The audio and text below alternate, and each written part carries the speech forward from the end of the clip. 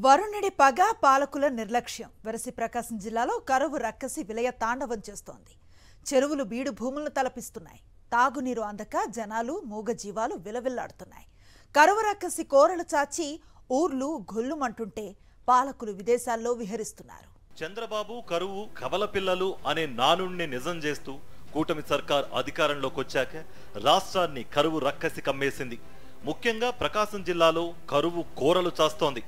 వేసవి కాలం రావడంతో నీటి కోసం జనాలు మూగజీవాలు అల్లాడిపోతున్నాయి. పశ్చిమ ప్రకాశం జిల్లాలో పరిస్థితులు అత్యంత దయనీయంగా ఉన్నాయి. చెరువులు కుంటలు ఎండిపోయాయి.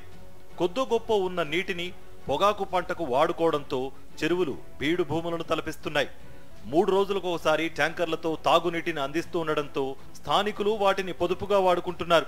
పుల్లల చెరువు మండలంలో 1000 అడుగుల లోతు బోరు వేసినా చుక్క నీరు పట్టం లేదంటే జిల్లాలో కరువు తీవ్రత ఎంత భయంకరంగా ఉందో అర్థం చేసుకోవచ్చు. ఉమ్మడి ప్రకాశం జిల్లాలో మొత్తం 56 మండలాలున్నాయి.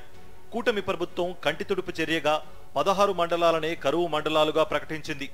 జిల్లా మొత్తం కరువుతో అల్లాడిపోతుంటే కేవలం 16 మండలాలనే కరువు ప్రాంతాలుగా ప్రకటించడంపై స్థానికులు ఆగ్రహం వ్యక్తం చేస్తున్నారు. తాగునీరు అందక ప్రజలు ఇబ్బందులు పడుతుంటే పాలకులు విదేశాల్లో విహరిస్తున్నారని మండిపడుతున్నారు. రాష్ట్రంలో అన్ని జిల్లాల కన్నా మన ప్రకాశం జిల్లా ప్రధానంగా కరువు తాండవిస్తుంది. మరి రాష్ట్రం మొత్తం మీద కూడా 16 మండలాలను మాత్రమే మరి ప్రభుత్వం ప్రకటించడం జరిగింది.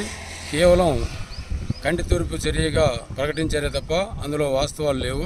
వెలుగొండ ప్రాజెక్టును పూర్తి చేసి నీటిని విడుదల చేసి ఉంటే ప్రకాశం జిల్లాలో కరువు వచ్చేది కాదని రైతులు అభిప్రాయపడుతున్నారు.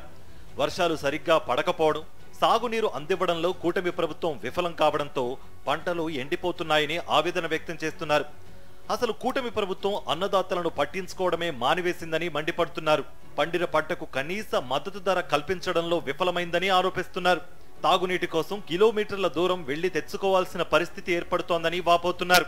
రైతులకు ఏమాత్రం అండగాని సహాయం కానీ చేయనటువంటి పరిస్థితి ఒకవైపు అయితే, త్రాగునీటికి అట్లాగే పశువులకు కూడా నీటి సౌలభ్యం లేనటువంటి పరిస్థితి ఉంది.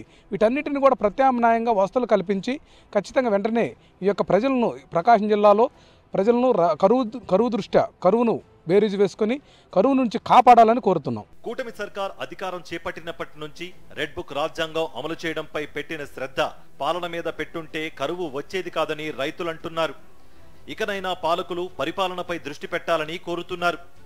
అలాగే సాగునీరు అందించి కరువు నుంచి కాపాడాలని విజ్ఞప్తి చేస్తున్నారు ప్రకాశం జిల్లా ప్రజలు. కరువు ప్రాంతంగా ఇప్పటికే ముద్రపడినటువంటి ప్రకాశం జిల్లా ఈ ఏడు మరింత దిగజారిపోయిందని చెప్పడంలో ఏమాత్రం అశక్తి లేదని చెప్పవచ్చు. గడిచిన కొద్ది నెలలుగా ఏ పంట వేసినా రైతుకి చేతికి వస్తుందన్న గ్యారంటీ కూడా లేని పరిస్థితి ఉంది. ప్రభుత్వం అసలుకి జిల్లాలో ఉన్నటువంటి తీవ్రమైనటువంటి దుర్భిక్షం దృష్ట్యా, తీవ్రమైన కరువు దృష్ట్యా జిల్లా మొత్తాన్ని కూడా కరువు జిల్లాగా ప్రకటించి అందుకు ఏర్పాట్లు చేసే జిల్లాను కూడా ప్రత్యేకమైనటువంటి నిధులు కేటాయించి ఆదుకోవాల్సినటువంటి అవసరం ఉందని ఈ జిల్లాలో ఉన్నటువంటి రైతాంగం కానీ, జిల్లాలో ఉండే జనం కానీ, ప్రజా సంఘాలు కానీ డిమాండ్ చేస్తున్నటువంటి పరిస్థితి ఉంది. వీడియో జర్నలిస్ట్ కరీంతో శ్రీనివాస్, సాక్షి టీవీ, ప్రకాశం జిల్లా.